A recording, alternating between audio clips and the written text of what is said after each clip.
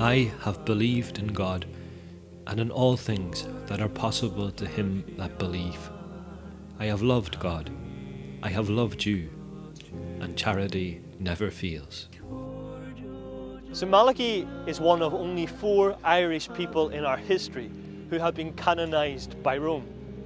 Despite Ireland's ancient title as the land of saints and scholars, the whole host of our saints, including St Patrick and St Bridget, depended upon popular acclaim in the hearts and memories of our people.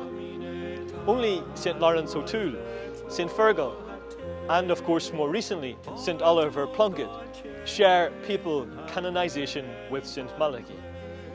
Remarkably enough, they were all bishops. All died on foreign travels, and the remains of all 4 rest abroad.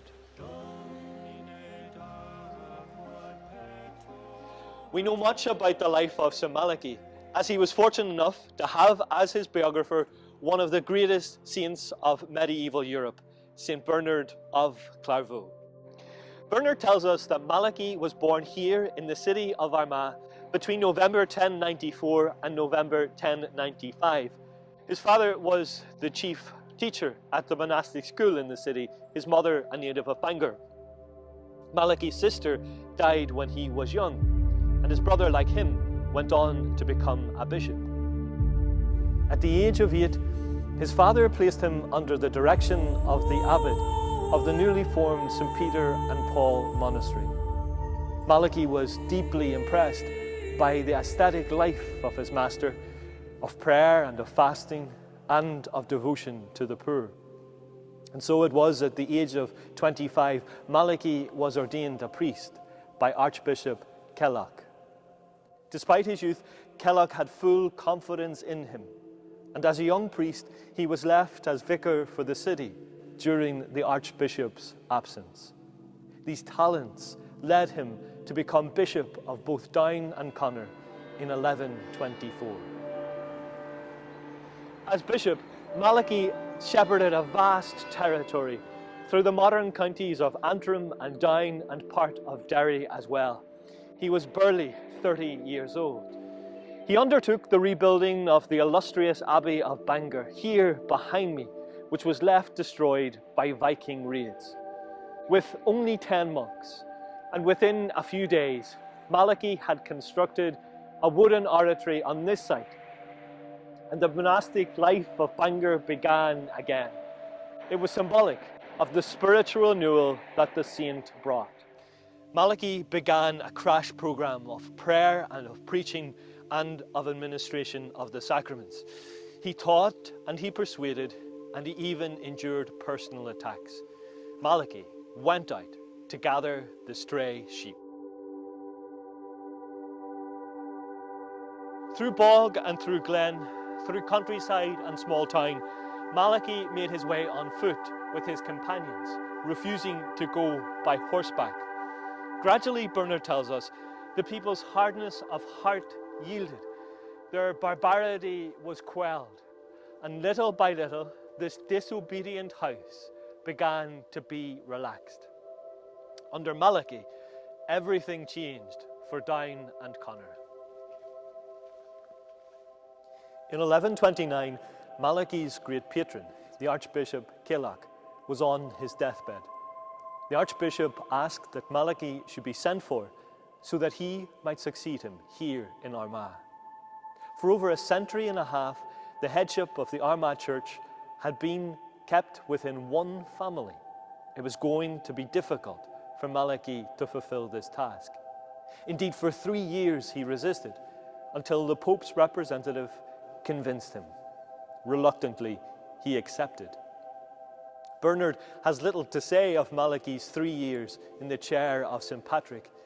He sums it up as a time when the church was greatly reformed, found new freedom, and the Christian religion was everywhere increased. He also planted many apple trees. With peace restored, Malachy felt the time had come for him to return to his first love, to return here to Bangor and become Bishop of Down once again, separating temporarily the diocese with Connor. This gave him more time to promote church reforms right across the island of Ireland, calling synods and setting up new diocesan arrangements.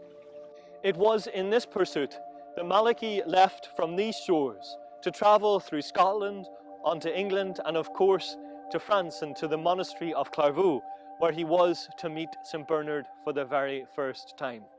Going on to Rome, he was received kindly by Pope Innocent II, who encouraged him to return to Ireland as his representative to convoke a synod that would confer upon Armagh the primacy of Ireland. He was to spend 8 years holding synods and drawing up new church laws, reviving ancient traditions and reviving the life of the church here. During this time, Malachy also became renowned as a healer, curing many sick people from Coleraine and Saul, Bangor and Antrim, 33 people in all.